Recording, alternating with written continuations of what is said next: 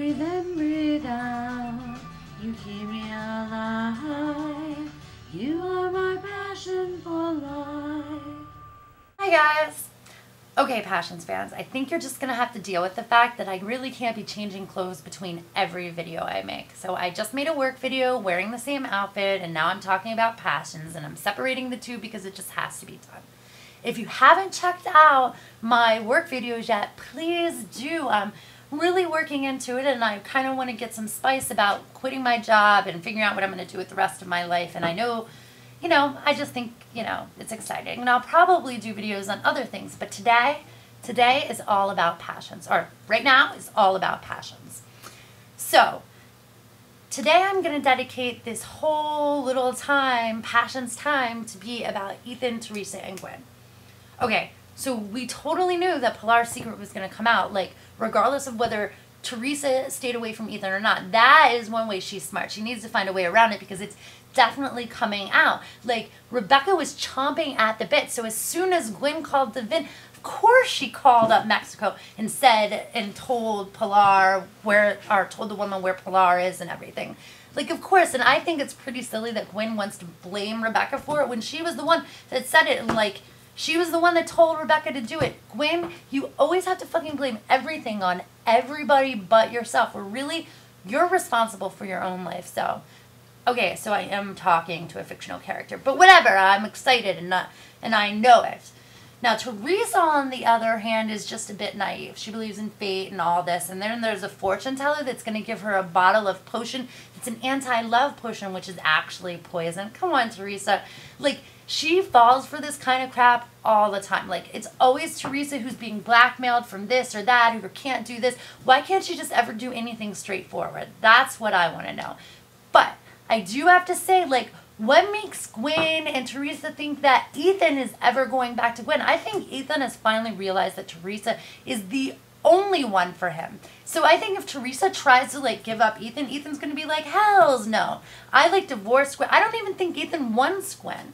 Like, that's what Gwen doesn't realize. It's just, like, kind of ridiculous that we just go on and on and on, and I'm kind of crossing my fingers that today Gwen gets killed with the poison that Teresa killed her with, and Teresa just zips her mouth closed and doesn't say anything, and then the whole Gwen saga is over.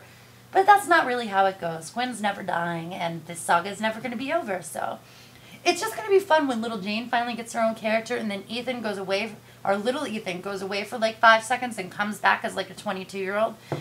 I can't wait until all that happens. Like, just like, I guess Teresa was around 18 when it all started. So that makes her like 26 now. So that's enough to have like 2 kids and everything. And please just let the little Ethan's secret come out. And then I can have a little bit of satisfaction. We can move on with the world. Let's get it moving. We have news stories. And what is really wrong with Jonathan? Like, it's not just his liver failing from the extra medicine that Vincent, not Eve, gave him. It's like he was sick before that, and I kind of thought the other day when Rebecca, like, oversaw his medical records, she'd be able to, like, see something, like, silly or something, but no.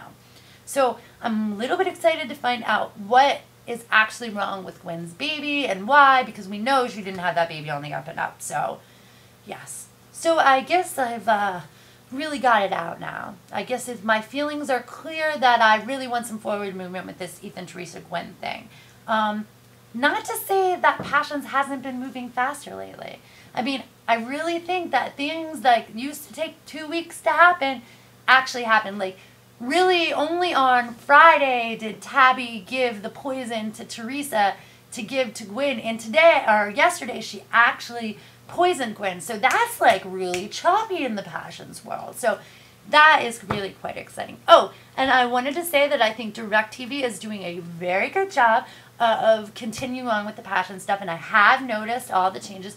They've done music and a little bit of different film. Like yesterday they had Tabby sitting there in her like costume, and then like 2 pictures of Teresa and Gwen and like freaky music playing. So that was pretty cool. And I also want to say, for all of you that don't already know, if you do not have DirecTV and want to watch Passion, you can do that. You can buy like a Passion subscription. I think it's like $20 a month, and you can watch all the Passions online that you would like.